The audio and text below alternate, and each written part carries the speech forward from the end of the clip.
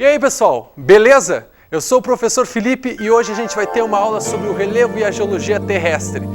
Então agora nós temos que entender a estrutura da Terra. Para entendermos a estrutura da Terra é necessário que a gente entenda um pouco a origem da Terra. E a origem da Terra a gente deve entender um pouco a ideia do Big Bang. O que foi o Big Bang? O Big Bang, na verdade, é uma teoria que diz que, na verdade, toda a massa do universo esteve concentrada num exato ponto do tamanho de uma bola de gude.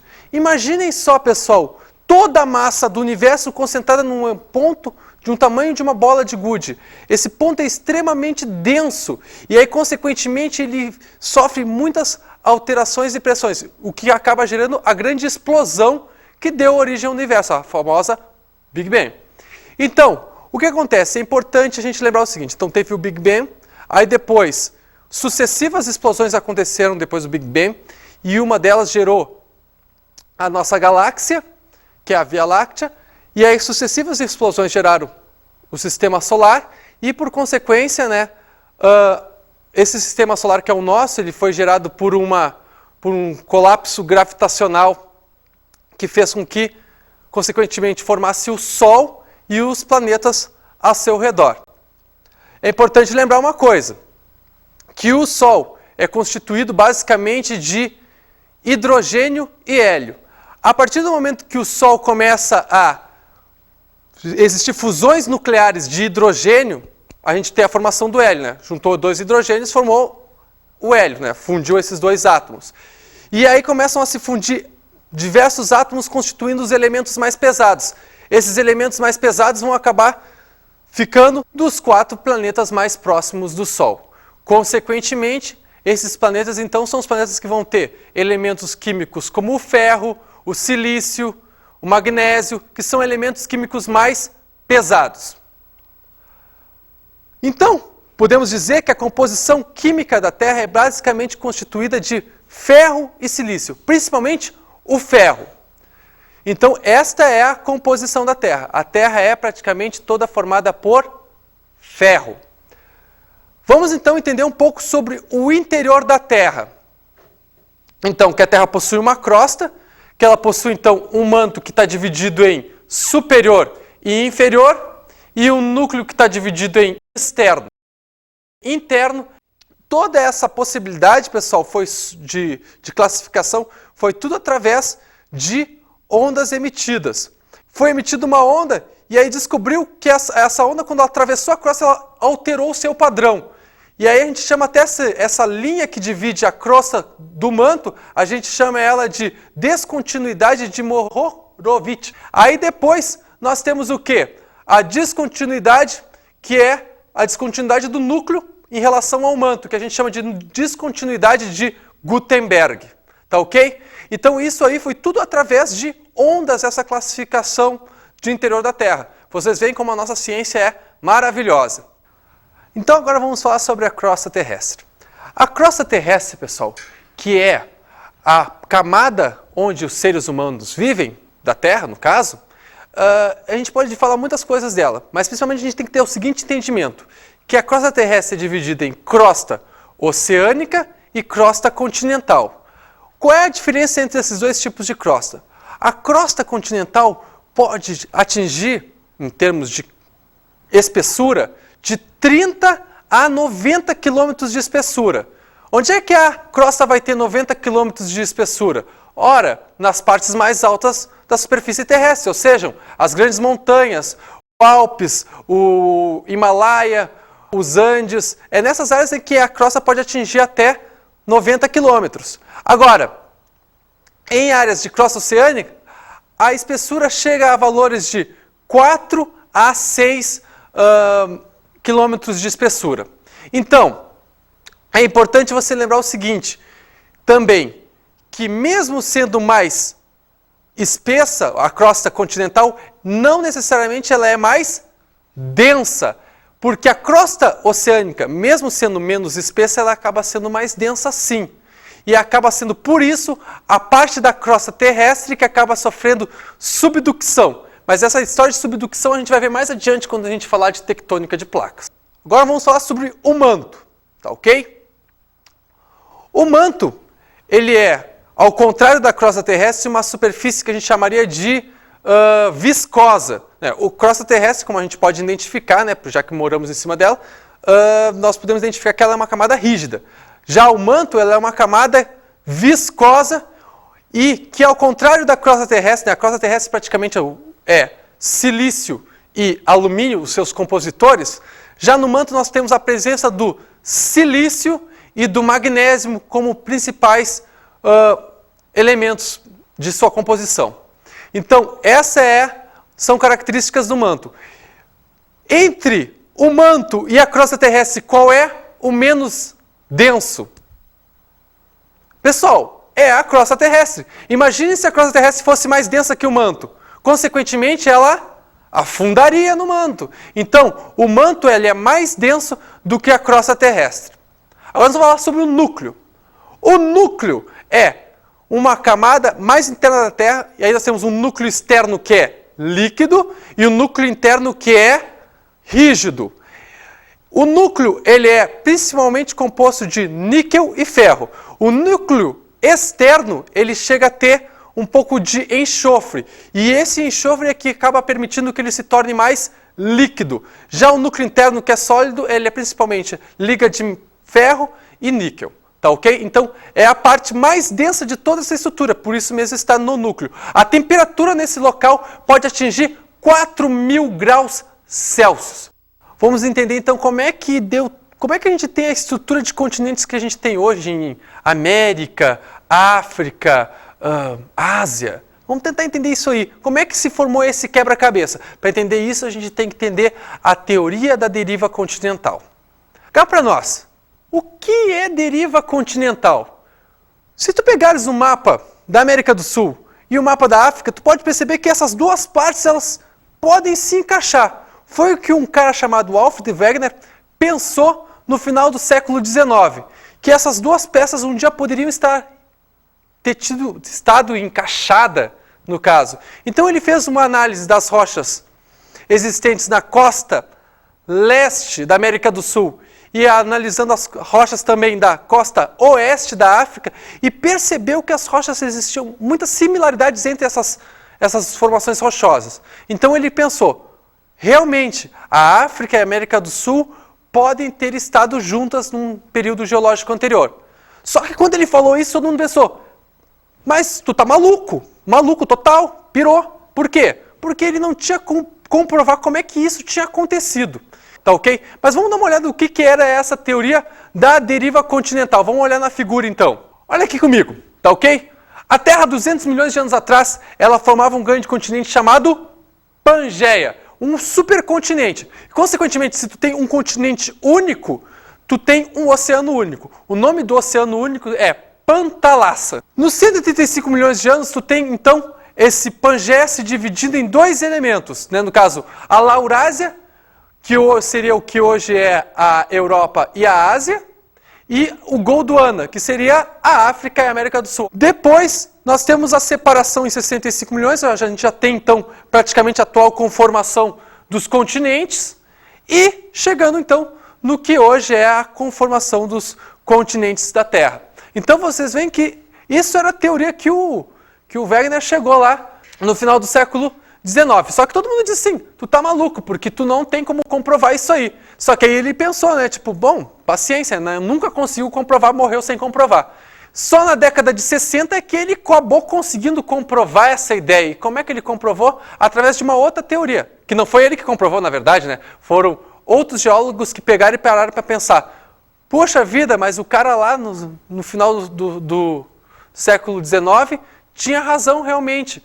Essa teoria que o cara formulou fecha direitinho com uma teoria chamada teoria da tectônica de placas. A crosta terrestre que a gente falou anteriormente, ela não é, no caso, aquilo que se pensava antes, uma coisa única. Na verdade, essa crosta terrestre é dividida, então, em diferentes placas tectônicas, ou seja, diferentes partes. Ela é totalmente, digamos assim, rachada, vamos usar esse termo. E aí o que acontece? Essas placas, elas se movem sobre a Terra através de uma corrente de convecção de calor proveniente do manto terrestre. Então, essa corrente de convecção acaba por mexer essas placas. É a mesma coisa que tu pensasse, então, pega um pão lá, descasca o pão lá, corta lá o pão em fatias, coloca o pão lá sobre uma geleia, bota na panela para esquentar. À medida que a geleia esquentar, o que vai acontecer com essas cascas de pão, com esse pedaço de pão? Eles vão se mexer. É o que acontece com a Terra. O calor proveniente do interior da Terra, né? E lembre que o interior da Terra tem 4.000 graus Celsius. Ele libera então esse calor. Esse calor, então, no caso, nós temos um manto líquido e o que acontece? A crosta terrestre acaba se mexendo sobre esse manto que é líquido, tá ok? Então essa é a teoria da tectônica de placas que acaba permitindo então que seja comprovada a teoria da deriva continental, porque explica o mecanismo que, no caso, separa e junta continentes, tá ok?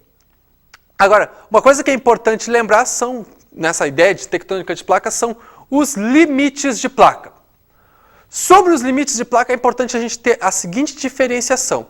Nós temos os limites divergentes, os limites convergentes e os limites transformantes. O que são os limites convergentes? É quando duas placas se encontram, né? Quando duas placas se encontram, uma acaba sendo consumida pela outra. Por quê? No caso, é o choque dessas placas. A placa oceânica, ela acaba sofrendo o que a gente chama de subducção, ou seja, esse processo onde a placa acaba sendo consumida, tá ok? Em limites de placa divergente, vejamos aí a animação, nós temos o quê? A placa se dividindo, e aí o que acontece? Quando a placa se separa, o que acaba acendendo? O magma. O magma proveniente da onde? Do manto. Então é isso que acaba acontecendo. Quando ela se divide, abrem caminhos para quem? Para que o magma proveniente do manto acabe extravasando. E já em limites transformantes, as placas não estão nem se chocando e não estão nem se separando. As placas só estão passando uma do lado da outra. Então a gente chama esses limites, que são os limites transformantes, de limites conservativos, porque não há destruição nem construção de placas. Então, resumindo, nós temos os limites convergentes, que são chamados de destrutivos porque a destruição da placa, de uma das placas tectônicas. Nós temos os limites divergentes, onde há construção de placa tectônica. Nós temos os limites transformantes, onde não há nem destruição e nem construção de placa. Agora, é importante a gente então entender quais são as outras consequências dos movimentos das placas tectônicas. Para falar sobre os outras consequências, nós temos então que lembrar uma coisa, sobre vulcanismo e terremotos principalmente, porque esses dois movimentos, principalmente, eles estão ligados a questões relativas a esses limites de placa. Os pontos onde há limites de placa são exatamente os pontos onde existem os vulcanismos e são exatamente os pontos onde existem os terremotos de grande amplitude, tá ok? Esses grandes terremotos que atingem valores de 7 graus, 8 graus na escala Richter, que vai até 10 graus, tá ok? Então, isso é importante lembrar, tá ok? Agora, uma coisa tem que lembrar, não necessariamente isso significa que no Brasil não possua terremotos. O Brasil possui terremotos, só não possui aqueles grandes terremotos, os terremotos de grande amplitude térmica. O Brasil possui terremotos de pequena amplitude, que está ligado ao quê? A pequenas falhas que existem ao longo da placa, tá ok? Agora, os de grande amplitude e os grandes vulcanismos estão ligados a limites de placa. Como o Brasil está no centro da placa, consequentemente, o Brasil está livre dos vulcões ativos e terremotos. Tem que se lembrar disso, hein, gurizada? Então agora vamos falar sobre tipos de rocha. Primeiramente vamos falar de rochas ígneas, tá ok? As rochas ígneas surgem no caso, provindas do manto terrestre, ou seja, são rochas oriundas do manto, são rochas que a gente chama oriundas do magma, então também são chamadas de magmáticas. Essas rochas, no caso, elas podem ter dois tipos de formação, ou seja, dois tipos de cozimento. É como se tu pegasse farinha e água e parte dessa farinha tu fritasse e a outra parte tu colocasse no forno. Não vai ficar uma coisa parecida. Nas rochas ígneas a gente tem uma coisa que é parecida com isso. Nós temos as rochas ígneas intrusivas e extrusivas. As rochas intrusivas são rochas que é o magma que esfria no interior da Terra. E as rochas ígneas extrusivas é o magma que resfria na superfície terrestre. Então tu vê aí que é um tipo, digamos assim, vou botar entre aspas, de cozimento diferente, que vai dar um tipo de estrutura geológica diferente. As rochas intrusivas, que são aquelas que resfriam no interior da Terra, elas vão ter uma tendência a formar cristais, tá ok? Esse tipo de rocha a gente poderia citar, então nós temos aí o granito. Esse é um tipo de rocha intrusiva, ígnea intrusiva, ou magmática, a gente poderia chamar. E nós temos, já na extrusiva, o basalto, né? Ou seja, como é que o basalto surgiu? Através de um derramamento de lava e o secamento, então, em superfície. Então, um resfriamento na superfície. Agora, vamos falar de rochas sedimentares. As rochas sedimentares, então, elas são provenientes dos sedimentos, que podem ser tanto de rochas ígneas, como de próprias rochas sedimentares, como também de rochas metamórficas. Todo tipo de rocha pode liberar sedimentos. Esses sedimentos, né, que são areia, né, no caso, argila, que a gente tanto manuseia, esse sedimento, o que acontece? Depois de um determinado tempo de acumulação e uma mudança de temperatura e pressão, eles podem sofrer um processo de litificação. E o que é o processo de litificação? É um processo de formação rochosa, ou seja, eles se tornam rochosos mesmo, ou seja, composições rochosas, matéria dura, tá ok? Então, esse é o tipo de rocha sedimentar. Nós temos aí rochas sedimentares que, no caso, podem ser orgânicas e inorgânicas. Na verdade, a gente tem, então, para chamar uma rocha sedimentar inorgânica, nós temos, por exemplo, o arenito, que é o quê? É a acumulação de areia. Tipo, então, até o nome da rocha dá essa lembrança, o arenito. Agora, lembrando de orgânico, a gente pode lembrar, não é exatamente uma rocha, é o que a gente chamaria de mineral, mas que se dá por essa formação orgânica, ou seja, um antigo organismo vivo que se torna rocha, ou mineral. Eu vou chamar a atenção aí, no caso, ao petróleo, né, e o carvão. O petróleo, que é oriundo de micro-organismos marinhos, e o carvão, que é oriundo de florestas, no caso, que foram soterrados. Rochas metamórficas. As rochas metamórficas, elas são o quê? É uma rocha ígnea magmática, tá ok? Ou uma rocha sedimentar, que sofreu uma mudança de pressão e temperatura, né, um aumento de pressão e temperatura, que fez com que ela modificasse a sua estrutura geológica, se tornando mais resistente do que a sua rocha origem. Então, por exemplo, tem aí o arenito que vira quartzito. Então, o quartzito é o metamorfismo, ou seja, do arenito. Nós temos, então, o granito que vira gneiss, ou seja, a gneiss é o metamorfismo do granito. Nós temos outra rocha que a gente poderia chamar é o mármore. O mármore é a transformação do calcário. Então, o calcário, que é uma rocha sedimentar, metamorfiza e vira o mármore. Tá ok? Então, o metamorfismo normalmente ele deixa a rocha mais resistente. Até o calcário, se vocês já viram, né, tipo, que é cal, por exemplo, e vocês já viram um mármore, né, tipo, mármore nessas pias, em túmulos também, que tem mármore, né, é uma coisa bem dura, né, normalmente, então, o metamorfismo ele torna a rocha mais resistente, tá ok? Então, esses são os tipos de rocha. Agora nós temos que lembrar, então, províncias geológicas. Você já ouviu falar em planalto, planície, montanha, tudo isso você já ouviu falar. Agora, você tem que entender uma coisa, que isso está assentado sobre um determinado tipo de rocha e sobre uma determinada província geológica. Então, o que eu vou te explicar aqui agora é que esses planaltos, essas planícies, essas montanhas, elas estão todas assentadas sobre províncias geológicas definidas. Os dobramentos modernos são o seguinte. Bom, eu falei aquela hora lá do choque das placas, né? Quando tem um choque de uma placa, por exemplo, o que acontece? Uma placa é consumida, mas eu acabei não falando a segunda parte. A placa que é consumida, então, foi consumida. Agora, a outra placa, o que acontece com ela? Ela acaba sofrendo um dobramento. Esse dobramento, pessoal, dá origem a montanhas, tá ok? Então, normalmente as áreas de dobramentos modernos são áreas de limites de placa, e são áreas onde a gente possui grandes cadeias montanhosas. Por exemplo, Andes, Himalaia, Alpes. Esses são alguns dos dobramentos modernos que nós temos pelo mundo, tá ok? O Brasil possui dobramentos modernos? Não possui dobramentos modernos. Isso a gente vai ver mais em geologia do Brasil, mas é importante lembrar isso agora. Não possui por quê? Porque o Brasil, como eu disse para vocês, né, não está numa área de limite de placa. O que o Brasil possui são os dobramentos antigos. São dobramentos de períodos geológicos anteriores, tipo do período do Pangeia, por exemplo. Então são dobramentos que existiam naquele período, tá ok? Qual é a diferença exatamente do dobramento moderno para o dobramento antigo? Bom, o dobramento moderno então são as áreas mais altas do planeta, tá ok? E normalmente o tipo de rocha associado aos dobramentos modernos são as rochas magmáticas ou ígneas extrusivas, ou seja, o basalto. O basalto é que tu encontra nos dobramentos modernos. Agora, já nos dobramentos antigos, tu encontra o quê? Tu encontra o tipo de rocha magmática ou ígnea intrusiva, que é o granito e o riolito, por exemplo. Então, são tipos de rochas diferentes que estão ligados ao quê? Às diferenciações de períodos de formação, tá ok? Os dobramentos antigos eles já estão muito mais, digamos, arrasados. Quando a gente diz arrasados, no sentido de dizer que perderam altitude. Por quê? Porque imaginem, eles foram formados há